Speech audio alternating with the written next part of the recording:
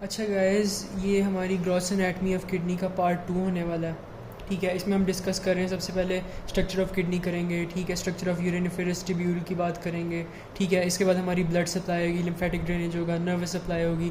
उसके बाद एंड पे फाइनली हम सर्जरी का प्रोसीजर बताएंगे कि अगर हमने किडनी को सर्जिकली रिमूव करना है तो उसको कौन सी लेयर से पास करना पड़ेगा। ठीक है, तो चलिए शुरू करते हैं। सबसे पहले मैं बताता हूँ हमारी जो किडनी है उसका जो स्ट्रक्चर है उसमें बेसिक कंपोनेंट्स कौन से होते हैं। ठीक है, हमारी किडनी में सबसे पहले फॉर एग्जांपल ये एक हमारे पास किडनी है। ठीक है, अब किडनी के अंदर हमारे पास 3 पार्ट्स हैं। ठीक है, एक होता है हमारा कॉर्टेक्स। ठीक है, फॉर एग्जांपल ये मैं एक इमेजिनरी डायग्राम बना रहा हूँ। ठीक है, ये आउटर वाला पोर्शन जो है इसको हम कॉर्टेक्स कहेंगे। ठीक है, और जो ये वाला इनर वाला पार्ट है, ठीक है, इनर वाला पार्ट इसको हम मेड्यूला कहेंगे।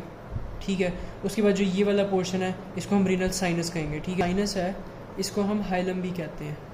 ठीक है, अभी हम पीछे पढ़ के आए हैं, इसको हम हाइलम भी कहते हैं। ठीक है, तो अब इसको हमने मतलब कि ब्रीफली बताया था, इसको अब एक्सप्लेन करके मैं बताता हूँ कि क्या क्या है।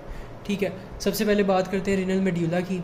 ठीक है, रीनल मेड्यूला क्या होता है? Conical message in the inner portion of the kidneys make the medulla through pyramid formation. ठीक है, ये कहना क्या चाह रहा है कि यार हमारा जो मेड्यूला होता है बेसिकली किस चीज़ से बनता है? हमारे पिरामिड शेप जो होते हैं ना, कॉनिकल मैसेज होते हैं किडनी के अंदर वाले पोर्शन में। ठीक है, ये कितने पड़े होते हैं? ये 10 इन नंबर हैं। ठीक है, 10 इन नंबर हैं, तकरीबन 10 से 12 अप्रॉक्सीमेटली पड़े होते हैं ये कॉनिकल मैसेज। इनको हम रीनल पिरामिड्स कहते हैं। ठीक है, इसके बाद कहते हैं the apex of each pyramid form the renal papilla. ठीक है, हमारा जो एक एक पिरामिड है ना उसका जो एपिक्स है, ठीक है, ये एपिक्स होता है हमारे ट्रायंगल का, इसको कहते हैं हम रीनल पेपिला। ठीक है, अब पेपिला आगे जाके हमें पता है कि माइनर कैलिसिस बनाएगा, फिर मेजर कैलिसिस बनेंगे और वो फाइनली हमारे रीनल पेल्विस के अंदर ड्रेन कर जाएंगे। ठीक है, जो कि यूरेटर से आगे पास कर जाएंगे। सही है। अच्छा, अब आगे यही बात बताइए, renal papilla form the minor calyces which further form the major calyx. ठीक है, रीनल हमारे पास पैरामिड्स थे मेड्यूला के अंदर, पैरामिड्स जो थे वो आगे फॉर्म हुए रीनल पेपिला में, जो हमारा एपिक्स ऑफ द मेड्यूला था, एपिक्स ऑफ द पिरामिड था। ठीक है, आगे जो है पेपिला ये माइनर कैलिक्स में बना है, माइनर कैलिक्स मेजर कैलिक्स में बने हैं, और मेजर कैलिक्स जो है फाइनली हमारे रीनल पेल्विस के अंदर ड्रेन होगा, जो आगे यूरेटर फॉर्म करेगा और आगे फर्दर यूरिनरी ब्लैडर के अंदर चला जाएगा। अच्छा, आगे फर्दर हम रीनल कॉर्टेक्स की बात कर रहे थे। अच्छा, रीनल कॉर्टेक्स के 2 पार्ट्स बेसिकली इन्होंने बताए हैं कि रीनल कॉर्टेक्स के 2 पार्ट हैं। अब पहले आपको ब्रीफली बता देता हूँ कि जो रीनल कॉर्टेक्स का एक पार्ट इसने बताया है कि ये आउटर पोर्शन है। ठीक है, ये वाला पोर्शन, और जो दूसरा पार्ट इसने बताया है ये वाला पोर्शन जो हमारे 2 पिरामिड्स के दरमियान वाला है। अब इनको क्या क्या कहते हैं? अच्छा, अब इसको किस तरह इसने डिफाइन किया है? The caps on the base of each pyramid forms the cortical lobule. ठीक है, एक इन्होंने बताया कॉर्टिकल लोब्यूल क्या है, यानी उसने बताया बेस ऑफ ईच पिरामिड। ये हमारा एक पिरामिड है, इसकी जो बेस है, ठीक है, वो वाला पोर्शन मेड्यूला, रीनल मेड्यूला यानी पिरामिड का जो हमारा कॉर्टेक्स के साथ डायरेक्ट लिंक पे है, इसको हम कहेंगे कॉर्टिकल लोब्यूल। ठीक है, अब वो वाला पोर्शन, दूसरी बात क्या की है इसने कि the space gap between each pyramid forms the renal column, यानी दूसरा पोर्शन क्या है कि जो स्पेस है 2 पिरामिड्स के दरमियान, जो स्पेस है सेंटर में 2 पिरामिड्स के दरमियान जो सेंटर में स्पेस है या गैप है, उसको हम कहते हैं रीनल कॉलम। और वो भी किसका पार्ट है? रीनल कॉर्टेक्स का पार्ट है, वो रीनल मेड्यूला का पार्ट नहीं है, वो रीनल कॉर्टेक्स का पार्ट है। ठीक है, ठीक हो गया। अच्छा, अब आगे इसने बात की है लोब के बारे में कि लोब क्या होता है। अच्छा, अब जो रीनल पिरामिड है, ठीक है, हमारे किडनी के अंदर जो रीनल पिरामिड था प्लस कॉर्टिकल लोब्यूल, जो हमारा कॉर्टेक्स का लोब्यूल था, ठीक है, यानी कि जो बेस ऑफ द पिरामिड यानी कि मेड्यूला के बेस पे कॉर्टिकल लोब्यूल प्रेजेंट था हमारा, जो कि कॉर्टेक्स का पार्ट बनता है। ठीक है, इन दोनों को मिलाएंगे हम तो एक लोब बन जाएगा। ठीक है, लोब ऑफ द किडनी। ठीक हो गया। एक लोब कैसे बनता है फिर से बता देता हूँ। हमारा रीनल पिरामिड था, ठीक है, काफ़ी सारे पिरामिड्स थे ना, तो ये हमारा कॉलम था रीनल कॉलम, इसको नहीं हमने इसमें मिलाया। लोब क्या होता है कि हमारा रीनल पिरामिड, ठीक है, प्लस वो जो एरिया है कॉर्टेक्स का वो वाला एरिया जो हमारा बेस ऑफ द पिरामिड पे प्रेजेंट है, इसको हम क्या कहते हैं? पूरे को लोब कहेंगे। सही है, लोब ऑफ द किडनी। ठीक है, अच्छा, इसके बाद रीनल साइनस की इसने बात की है, वही मैंने आपको ऊपर बताया कि रीनल साइनस क्या होता है। ये देखो मैंने आपको डायग्राम में बता के आया हूँ कि ये वाला पोर्शन है, ये रीनल साइनस है। अब इसको किस तरह इसने कहा है कि रीनल साइनस क्या होता है कि हमारा renal vein plus renal artery plus renal pelvis, इन तीनों को जब हम मिला देते हैं तो बेसिकली ये रीनल साइनस बन जाता है। ठीक है, चलिए आगे चलते हैं। अच्छा, इसके बाद बात करते हैं यूरिनरी फेरस ट्यूब्यूल। ठीक है, यूरिनरी फेरस ट्यूब्यूल क्या होती है? ये बेसिकली हमारा एक्सक्रीटरी पार्ट होता है। ठीक है, जो बेसिकली यूरिन फॉर्म करता है। दो पार्ट्स हैं इसके, एक एक्सक्रीटरी पार्ट है, एक कलेक्टिंग पार्ट है। ठीक है, एक्सक्रीटरी पार्ट जो यूरिन फॉर्मेशन करता है, ठीक है, यूरिन फॉर्मेशन, ये है हमारा एक्सक्रीटरी पार्ट। और कलेक्टिंग पार्ट ये है जो हमारा ट्रांसपोर्ट कराता है यूरिन की। ठीक है, transport of urine towards the bladder. ठीक है, हमारा जो यूरिनरी ब्लैडर है उसकी तरफ ये ट्रांसपोर्ट कराता है बेसिकली यूरिन को। ठीक है, तो अच्छा, अब आगे बात करते हैं नेफ्रॉन। एक्सक्रीटरी पार्ट का जो बेसिक कंपोनेंट है वो नेफ्रॉन होता है। ठीक है, नेफ्रॉन क्या चीज़ है? Nephron basic functional unit of the kidney होता है। सबसे छोटा यूनिट जो फंक्शन परफॉर्म कर रहा है वो हमारा होएगा नेफ्रॉन। सही है। अच्छा गाइस, हम एक्सक्रीटरी पार्ट की बात कर रहे थे जो कि हमारा नेफ्रॉन होता है। उसके इन्होंने दो पार्ट्स बताए हैं बेसिकली। एक हमारा होता है एक रीनल कॉर्पस्कुलर पार्ट होता है, एक रीनल ट्यूब्यूलर पार्ट होता है। ठीक है, आपको मैं डायग्राम में भी दिखा देता हूँ, लेकिन अभी पहले बताता हूँ कि है क्या। रीनल कॉर्पसल कैसे बनता है? वो ग्लोमेरुलस और बोमेंस कैप्सूल से मिलकर बनता है। ठीक है, और जो रीनल ट्यूब्यूल है, तीन कंपोनेंट्स, ट्यूब्यूलर कंपोनेंट्स, उनसे मिलकर बनता है, जो कि होते हैं हमारे पास proximal convoluted tubule, loop of Henle और डिस्टल कॉन्वोल्यूटेड ट्यूब्यूल। ठीक है, नीचे मैंने डायग्राम बनाई हुई है, ये देख लें। अब डायग्राम में ये देखें, ये जो पोर्शन है हमारा, ठीक है, मैंने लेबल यहाँ करना भूल गया। ये जो होता है हमारा बेसिकली ये जो अंदर वाला पोर्शन है वो होता है हमारा ग्लोमेरुलस। ठीक है, और ये जो हमारा कवरिंग है, यानी हमारे ग्लोमेरुलस की जो कि एक टफ कैपिलरीज है, उसकी जो कवरिंग है वो हमारी बनी हुई है एक कैप्सूल से, जिसको हम कहते हैं बोमेंस कैप्सूल। ठीक है, ये हमारा हो गया बोमेंस कैप्सूल। ठीक है, ये था हमारा। इन दोनों को अगर हम मिलाएं तो ये मिलके बनाते हैं रीनल कॉर्पसल।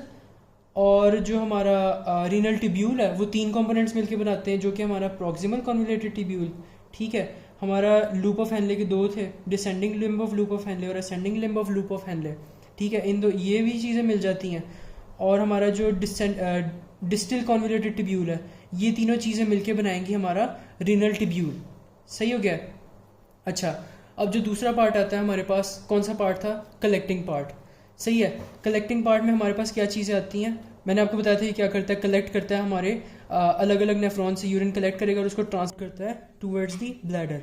ठीक है, अब कलेक्टिंग पार्ट जो है उसको बेसिकली हम बताते हैं कि वो होता क्या है, यानी कि यूरिनरी फेरस ट्यूब्यूल का एक एक्सक्रीटरी पार्ट था, एक कलेक्टिंग पार्ट था। कलेक्टिंग पार्ट के कौन से कंपोनेंट्स होते हैं, कहाँ कहाँ से पास करता है वो यूरिन? ठीक है, फॉर्म होके अलग अलग जगह से कलेक्ट करिए। तो वो बेसिकली क्या है कि हमारा जो डिस्टल कॉन्वोल्यूटेड ट्यूब्यूल है ना, आगे आती हैं कलेक्टिंग डक्ट्स।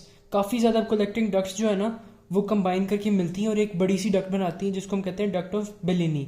ठीक है, यानी अलग अलग नेफ्रॉन से जो कलेक्टिंग डक्ट्स आ रही हैं, जैसे कि हमारे पास ये देखें, ये 1 2 3 4 5 6, यानी ये सारी मिलके एक बड़ी सी डक्ट बनाएंगी, जिसको हम कहेंगे डक्ट ऑफ बेलिनी। ठीक हो गया। अब डक्ट ऑफ बेलिनी जो है ना वो आगे ओपन होता है हमारे माइनर कैलिक्स में। ठीक है, माइनर कैलिक्स जो मेजर कैलिक्स में ओपन होता है। ठीक है, और मेजर जो हमारा मेजर कैलिक्स है वो फाइनली हमारा रीनल पेल्विस में ओपन होता है। ठीक है, ये पूरा कलेक्टिंग पार्ट था। अब ये जो रीनल पेल्विस में आ गया वो आगे यूरेटर में चला जाएगा। यूरेटर से फिर हमें पता है आगे एक्सटेंड करके ये हमारा यूरिनरी ब्लैडर में जाएगा, फिर हमारे यूरेथ्रा में जाएगा। यूरेथ्रा से फाइनली ना हमारा मिक्सचुरेशन रिफ्लेक्स होकर हमारा यूरिन बायो ट्रांसपोर्ट कर देगा। ठीक है, एक्सक्रीट कर देगा बॉडी से। सही है। अब एक चीज़ रह गई हमारे पास, ठीक है, नोट मैंने बनाया है, जक्स्ट्रा ग्लोमेरुलर अपरेटस। ठीक है, बेसिकली ये होता क्या है, ये वो वाला पार्ट है, the vascular pole of glomerulus attaches with the ascending limb of loop of Henle. अच्छा, अब इसमें क्या होता है कि यार ये जो हमारा ग्लोमेरुलस है ना, ये बोमेंस कैप्सूल के अंदर जो ग्लोमेरुलस है उसके साथ ही ना अटैच हो जाता है हमारा। फॉर एग्जांपल अगर हम इस चीज़ को यहाँ पे ले आए ना, यानी कि जो ascending limb of loop of Henley है, इसको हम यहाँ फॉर एग्जांपल कंसिडर कर लेते हैं, वो यहाँ पे है। फॉर एग्जांपल ये ascending limb of loop of Henle आ गया। ठीक है, आगे ये बना देगा डिस्टल कॉन्वोल्यूटेड ट्यूब्यूल और आगे कलेक्टिंग डक्ट के अंदर एंटर कर जाएगा। ठीक है, तो ये जो है ना हमारा क्या कहते हैं ascending limb of loop of Henley, इसके अंदर स्पेशलाइज सेल्स बन जाते हैं। ठीक है, अब ये कनेक्टेड हो गया हमारे ग्लोमेरुलस के साथ डायरेक्ट। ठीक है, इस चीज़ को हम बेसिकली कहते हैं जेजी अपरेटस। ये जो बन गया ना, ये हमारे पास बन गया है जक्स्ट्रा ग्लोमेरुलर अपरेटस। ठीक हो गया। अब इसके क्या कंपोनेंट्स होते हैं बेसिकली, ये जो हमारा क्या कहते हैं इसको ascending limb of loop of Henley है ना, जहाँ से डिस्टल कॉन्वलेटेड ट्यूब्यूल स्टार्ट हो रहा है, अब ये वाला जो पोर्शन है ये बनाएगा अपने सेल्स को स्पेशलाइज कर देगा। ठीक है, अब इन सेल्स को हम क्या कहते हैं, मैक्यूलर डेंसा सेल्स कहते हैं, और इनके फंक्शन हम हिस्टोलॉजी में पढ़ेंगे। ठीक है, अभी सिर्फ यहाँ पे हमने ग्रॉस यानी कि नाम याद करना है। ठीक है, फंक्शन इतना इंपॉर्टेंट नहीं है। बेसिकली मैक्यूलर डेंसा सेल्स बनाएगा। ठीक है, और हमारे जो जक्स्ट्रा ग्लोमेरुलर सेल्स हैं वो यहाँ ग्लोमेरुलस के अंदर प्रेजेंट होंगे। ठीक है, अब जो सेंटर में सेल्स हैं ना जितने भी आते हैं, फॉर एग्जांपल यहाँ पे सेल्स हैं, ठीक है, काफ़ी सारे सेल्स आ रहे हैं जो कनेक्ट कर रहे हैं हमारे ग्लोमेरुलस को हमारे मैक्यूलर डेंसा सेल्स से अटैच करें, इनको हम कहते हैं ए ग्लोमेरुलर सेल्स। ठीक है, इनको हम कहेंगे ए ग्लोमेरुलर सेल्स। ठीक हो गया। बेसिकली ये तीन कंपोनेंट्स के नाम याद करने हैं हमने जेजी अपरेटस में, और ये टॉपिक हमारा हो गया। ठीक है, और इसकी डेफिनेशन आनी चाहिए कि हमारा जो वेस्कुलर पोल है ग्लोमेरुलस का, ठीक है, ये वेस्कुलर पोल ये अटैच है हमारा ascending limb of loop of Henley से, जहाँ पे हमारा क्या कहते हैं डीसीटी, हमारा डीसीटी स्टार्ट होता है। ठीक है, और इसके तीन टाइप के सेल्स हैं, बस ये चीज़ याद कर लिया आपका काफ़ी है ग्रॉस एनाटॉमी के लिए।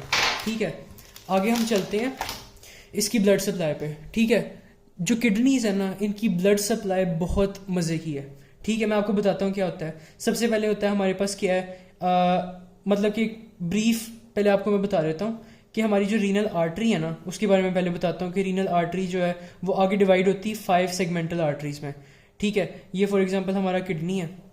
ठीक है, ये उसका एंटीरियर एस्पेक्ट है, सही है, एंटीरियर एस्पेक्ट से हम व्यू कर रहे हैं। ठीक है, अब यहाँ पे हमारे पास एक रीनल आर्टरी आई है। ठीक है, इसने 5 पार्ट्स में हमारे जो है ना क्या कहते हैं ब्लड सप्लाई को 5 पोर्शंस में डिवाइड कर दिया है।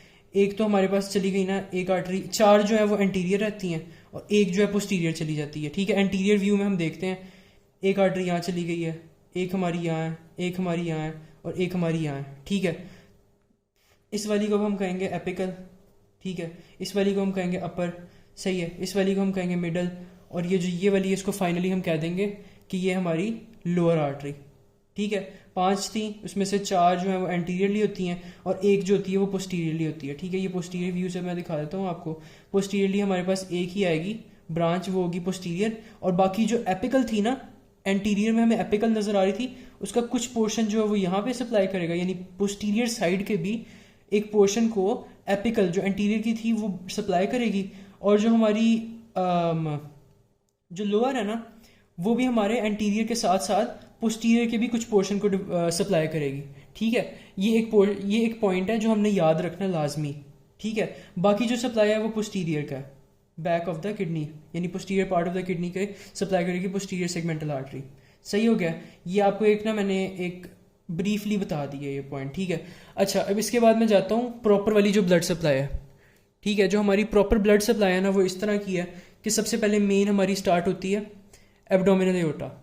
ठीक है, एब्डोमिनल एओर्टा जो है वहाँ से एक आर्टरी निकली है ब्रांच, उसे हम कहते हैं रीनल आर्टरी। सही हो गया, रीनल आर्टरी वहाँ से निकली है।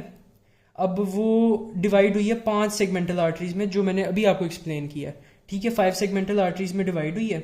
अब हर सेगमेंटल आर्टरी जो है ना वो आगे से डिवाइड होगी एक लोबार आर्टरी में। ठीक है, हर एक जो सेगमेंटल आर्टरी है वो फर्दर डिवाइड हो रही है एक लोबार आर्टरी में। अब लोबार आर्टरी जो है फर्दर डिवाइड हो रही है इंटरलोबार आर्टरी में। ठीक है, लोबार थी वो इंटरलोबार 2 लोब्स के दरमियान से पास कर रही है, नाम से पता चल रहा है इंटरलोबार आर्टरी बन गई है। इंटरलोबार आर्टरी फर्दर डिवाइड करेगी आर्क्यूएट आर्टरी में। ठीक है, अब आर्क्यूएट आर्टरी जो है उसके बाद जो है इंटरलोब्यूलर आर्टरी। ठीक है, आर्क्यूएट आर्टरी ऐसी कि आप याद रख सकते हैं कि आर्क्यूएट से पहले इंटरलोबार आर्टरी है और आर्क्यूएट के बाद इंटरलोब्यूलर आर्टरी है। ठीक है, आगे फर्दर क्या होगा कि जो इंटरलोब्यूलर आर्टरी है वो डिवाइड होगी एफरेंट आर्ट्रियोल। आगे हमें पता है यार एफरेंट आर्ट्रियोल होती है, आगे फिर ग्लोमेरुलस बनता है, फिर उसके बाद इफरेंट आर्ट्रियोल बनती है। ठीक है, एफरेंट से इफरेंट बन जाती है। ठीक है, आगे पेरिट्यूबुलर प्लेक्सस आता है फाइनल, और वहां से फिर वेन स्टार्ट हो जाती हैं। ठीक है, और वेन्स का मैं आपको बताता हूँ आगे। वेनस ड्रेनेज भी मैंने क्या लिखा हुआ है, यही मैंने लिखा है कि असल में ना जो फ्रॉम द पेरिट्यूबुलर प्लेक्सस, सही है, जो भी मैंने आपको पीछे दिखाया है आखिरी पॉइंट, पेरिट्यूबुलर प्लेक्सस से एक वीनस सप्लाई निकलता है which is correspondent to the arterial supply, यानी उसके जो नाम है ना, जो हमारे आर्टरीज के नाम थे उसके कोरिस्पॉन्डिंग नाम होंगे हमारी वेन्स के, except the renal vein which drains into the inferior vena cava, यानी आखिरी नाम में फ़र्क है। बाकी पता है क्या होगा आपको मैं बताता हूँ। हमारी पेरिट्यूबुलर प्लेक्सस के बाद ना फ़ौरन वो चला जाएगा इंटरलोब्यूलर आर्टरी में, ठीक है। हमारा पेरिट्यूबुलर प्लेक्सस के बाद आगे जाएगा इंटरलोब्यूलर वेन में, ठीक है। इंटरलोब्यूलर वेन से जाएगा आर्क्यूट वेन में, आर्क्यूट वेन से जाएगा इंटरलोबार वेन में, फिर लोबार वेन में, फिर 5 सेगमेंटल वेन्स, फिर रीनल वेन, उसके बाद एंड में फाइनल में किधर जाएगा, इंफीरियर वेना कैवा में जाएगा, ठीक है। फाइनल पॉइंट ये है कि वो एंड में इंफीरियर वेना कैवा में ड्रेन कर जाएगा, सही है। ये हमारी थी आर्टीरियल सप्लाई और वेनस ड्रेनेज, ठीक है। इसके बाद क्या आता है हमारा लिम्फेटिक ड्रेनेज, जो लिम्फ होता है वो कहाँ पे ड्रेन करेगा यार। इसके सिंपल नाम है, काफ़ी ज़्यादा आगे भी हम पढ़ेंगे। जो हमारे रीनल सिस्टम है ना, इसकी काफ़ी ज़्यादा जो लिम्फेटिक ड्रेनेज है ना वो होती ही लैटरल एओर्टिक नोड्स में, ठीक है। बाकी और भी जगह पे होती है, लेकिन जो मेन है ना वो लैटरल एओर्टिक नोड्स हमने याद रखना है, ठीक है। और ये वो वाला पोर्शन है जहाँ पे रीनल आर्टरीज स्टार्ट होती हैं, ठीक है। जहाँ से रीनल आर्टरी स्टार्ट हो रही है ना एब्डोमिनल एओर्टा से, वहाँ पे लैटरल एओर्टिक नोड्स लगे होते हैं, सही हो गया। अब हमारा जो नर्व सप्लाई है यार, नाम से पता चल रहा है, किडनी की बात हो रही है तो रीनल प्लेक्सस है, ठीक है। रीनल प्लेक्सस है और वो कहाँ से आता है, वो सीलियक प्लेक्सस से आता है, ठीक है। ये सारे यार हम पढ़ेंगे, मतलब कि ना CNS में हम पढ़ेंगे सारा कुछ न्यूरोएनाटमी में, सही है। अभी के लिए आपने क्या याद रखना है कि ये हमारा रीनल प्लेक्सस से आ रहा है, नर्व सप्लाईज का रीनल प्लेक्सस है जो कि हमारा सीलियक प्लेक्सस से आ रहा है, ठीक है। इसके बाद इसका याद रखना है कि यार ये सिंपैथेटिक इनर्वेशन कहाँ से देते हैं, ये MCQ आता है, ठीक है। MCQ के लिए आपको याद करा रहा हूँ, T10 से L1, ठीक है। इसका सिंपैथेटिक सप्लाई है T10 से L1, ठीक है। अब आखिरी यार हमारे पास चीज़ रह गई है, क्या है, सर्जरी। यानी कि अगर हमने फॉर एग्जांपल किसी के किडनी स्टोन्स निकल आए हैं, उसकी जो किडनी हमने रिमूव करनी है सर्जरी के थ्रू, उसको हम कैसे रिमूव करेंगे, ठीक है। उसका जो प्रोसीजर है कि हमने किडनी को बाहर निकालना है, वो किस तरह, हम कौन सी लेयर्स स्किन की, मतलब कि हम कौन सी लेयर्स ट्रांसवर्स करके आगे किडनी तक पहुंचेंगे, ठीक है, एक्सपोज करने के लिए।